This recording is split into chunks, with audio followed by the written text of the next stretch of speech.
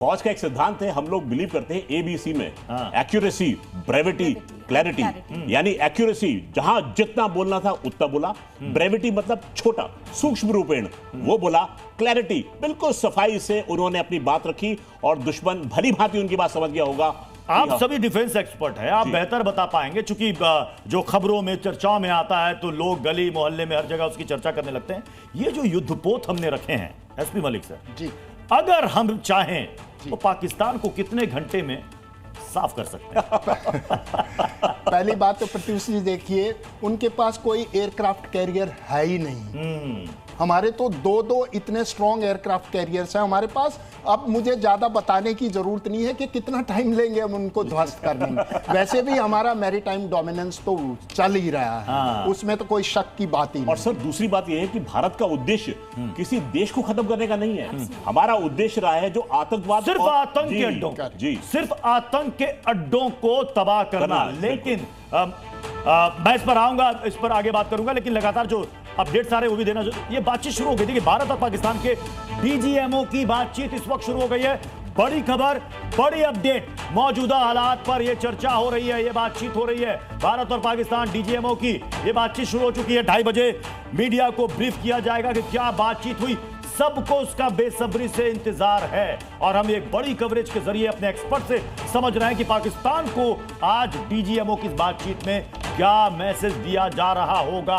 थोड़ी देर में वो अपडेट भी आपके सामने आएगी, क्योंकि आपने देखा कि ठीक इस बातचीत से पहले प्रधानमंत्री के आवास पर एक हाई लेवल मीटिंग बुलाई गई, जिसमें सभी सेना के प्रमुख, तीनों सेनाओं के प्रमुख, सीडीएस, एनएसए, रॉ चीफ और खुद रक्षा मंत्री भी मौजूद रहे। और अब बड़ी अपडेट यह है कि यह बातचीत शुरू हो चुकी है। हमारे साथ नीरज पांडे इस वक्त जुड़ चुके हैं। नीरज, अभी ठीक 12 बजे का समय था, बातचीत शुरू हो गई है, जो हम खबरें दिखा रहे हैं। जी बिल्कुल, बातचीत शुरू हो गई है, लेकिन एक अपडेट बड़ा ये भी है प्रत्युष की इस समय प्रधानमंत्री आवास पर जो बैठक चल रही थी वो खत्म हो गई है। रक्षा मंत्री राजनाथ सिंह अभी बैठक से निकले हैं और बाकी जो गाड़ियां हैं वो भी निकलना शुरू हो चुकी हैं। तो बड़ी खबर यही है इस समय कि प्रधानमंत्री आवास पर जो बैठक चल रही थी वो खत्म हो गई है। जी प्रत्युष, यानी कि उस बैठक में खाका तैयार, कड़ा संदेश तैयार, जो इस वक्त डीजीएमओ की बातचीत में पाकिस्तान को लाउड एंड क्लियर दिया जा रहा होगा। नीरज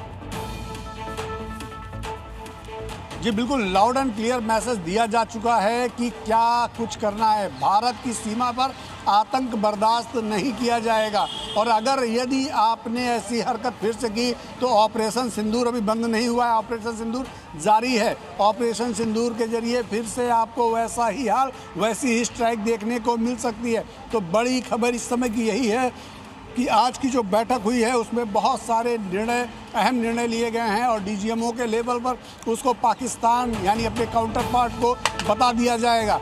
तो चलिए अब आपको एक अपडेट दे देते हैं, जो कि हमारे सहयोगी नीरज ने इस वक्त बताया। जल्दी से स्क्रीन पर आपके सामने वो ब्रेकिंग भी आ रही है। राजनाथ सिंह एनएसए बैठक में शामिल हुए थे। ये जो बैठक प्रधानमंत्री के आवास पर चल रही थी, हमारे सहयोगी ने बताया कि अब से कुछ मिनट पहले ही वो बैठक समाप्त हुई है, वो बैठक खत्म हुई है।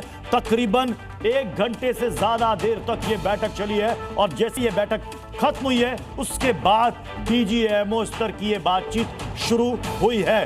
नीरज, अपडेट दीजिए।